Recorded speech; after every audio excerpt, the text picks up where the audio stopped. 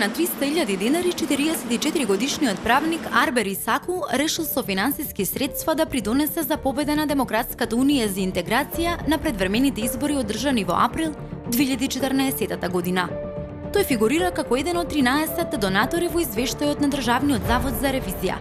На тие избори Дуи освои 19 пратеници и продолжи да биде партнер во владата на ВМРО-ДПМНЕ.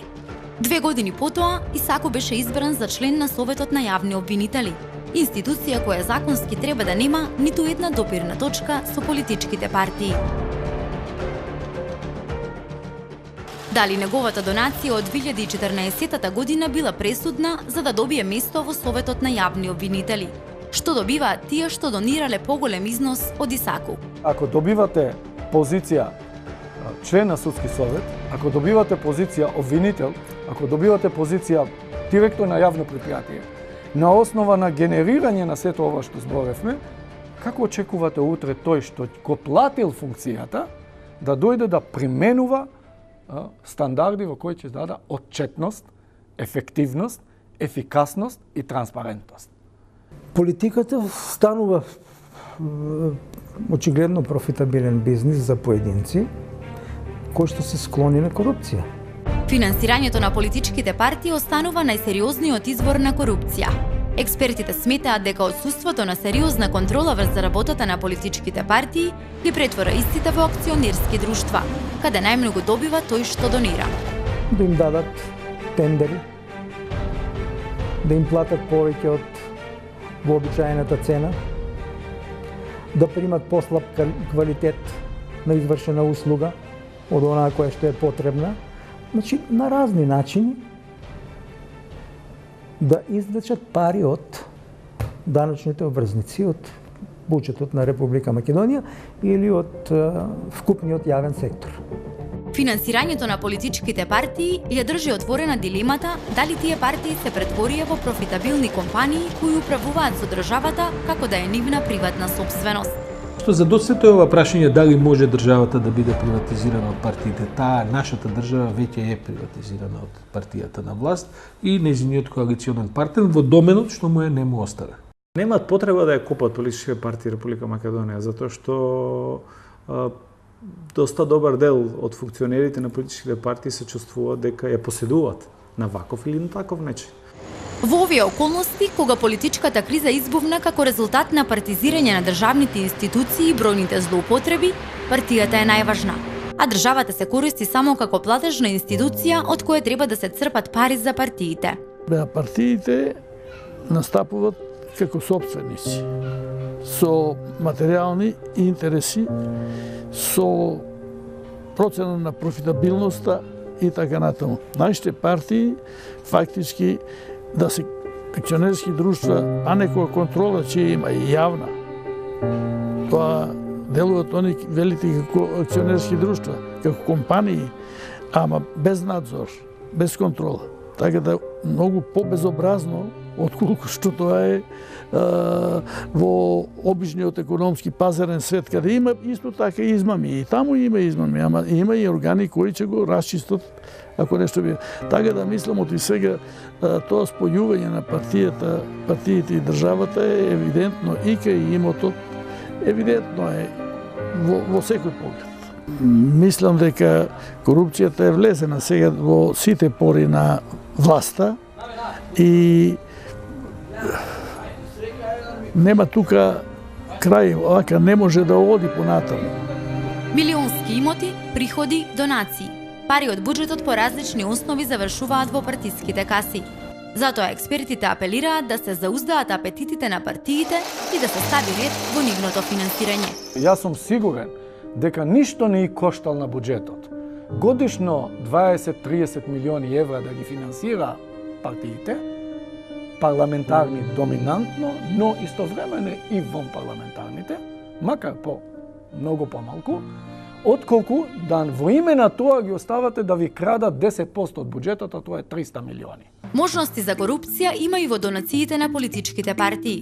Во политичките партии како донатори се јавуваат и членови и функционери, но и јавни предпријатија што е противзаконски. Во 2015 година 3675 донатори претежно функционери и членови на ВМРО ДПМНЕ, дале 1,4 милиони евра. Најголем донатор во партијата на Груевски е Илија Србиновски, со 100.000 денари. Ова се поклопува со името на поранешен пратеник на партијата од Битола. Интересни имења како донатори кои се среќаваат се и имењата Оливер Дерковски, кој на 14 јули донирал 50.000 денари. Потоа Јордан Витанов на истиот датум донирал 50.000 денари. На истиот датум 14 јули 2015 година скоро сите директори на јавни предпријатија и државни институции во Штип уплатиле по 50.000 денари како донација на партијата. Пратениците Иван Иванов и Весна Пемова на 15, односно 16 јули минатата година уплатиле по 20.000 денари, додека нивната колешка Ане Лашковска истиот ден уплатила 50.000 денари на сметка на партијата. Пратеникот Андон Чибишев уплатил 60.000 денари на 27 октомври, а неговиот колега Виктор Камиловски 2 дена подоцна на матичната партија дарил 20.000 денари. Од донациите на ВМРО ДПМНЕ нема прекршување на законот за финансирање на политичките партии, иако некои поранешни лидери се сомневаат во вистинитоста дека ВМРО ДПМНЕ има над 3500 донатори. Луѓе што биле ставени на списокот воопшто не донирале ништо, а се забележани таму дека донирале по 1000 или по 5000 евра и така натаму. Тоа е начинот на отпосле да се побара како да се оправдаат сумите што излегле од сметката за финансирање на партијата. Нема просечен член, просечен граѓанин во Република Македонија кој што има капацитет да даде 1000 евра донација или 5000 евра донација на партија. Нема таков. Прво, тие нивни функционери што имаат плата и привилегија, тие не даваат толку пари. Да не говорам за други обични членови. А за тие милиони потрошени за функционирањето на партијата, за водењето на такви бесни кампањи, такви раскошни кампањи, огромни пари се во прашање и нема такво членство што тоа може да го isfinansira. Во СДСМ најголем донатор е партискиот секретар Оливер Спасовски, кој во 2015 година за партијата дал 70.000 денари. Партискиот лидер Зоран Саев донирал 60.000 денари во касата на СДСМ, додека Стојко Пауновски на 3 пати дал 49.000 денари. Симптоматично е што како донатор на СДСМ се јавува и Македонски Телеком, со вредност од околу 20.000 денари. Оваа донација се коси со член 20 од Законот за финансирање на политичките партии, во кој се вели дека политичките партии не може да се финансираат од предпријатија кои имаат најмалку 20% учество на државен капитал. Политичките партии треба да се тие кои треба да обезбедат, без разлика дури во власт или во опозиција, функционирање законско на системот. Ако сте на власт, дотолку повеќе, ако сте во опозиција преку критика на власта, и јасно е дека ако вие самите се занимавате како политички субјект со нелегални активности околу собственото финансирање или финансирање на вашите некакви други, да кажем, организации, активности, испостави, екстензии и така натаму, дека вие не можете да бидете гарантор на законското работење на целата држава. Така што не е потребно голема памет да се заклучи дека криминогени структури кои што функционираат на еден начин кога се партија, не може да функционираат многу поинаку кога се во ситуација да бидат опозиција или власт во една држава. Прекршување на Законот за финансирање на политички партии има и кај ДУИ. Владеачката партија како донатори ги има Македонски пошти, Државен студентски дом, Дирекција за заштита и спасување, Македонски железници и инфраструктура и аеродроми на Македонија. Ова исто така е во спротивност со член 20 од Законот за финансирање на политичките партии. Но наспроти се нема одговорност за незаконско финансирање. Единствен политичар во Македонија кој настрада за нерегуларно финансирање на кампањата е господинот Бошковски. Значи, јас не зборувам дека тој бил во право, меѓутоа едноставно ќе ви кажам дека од 90-та година наваму, значи нема сериозен политичар во Македонија кој не земал кеш пари во раце за потребите на финансирањето на својата политичка партија.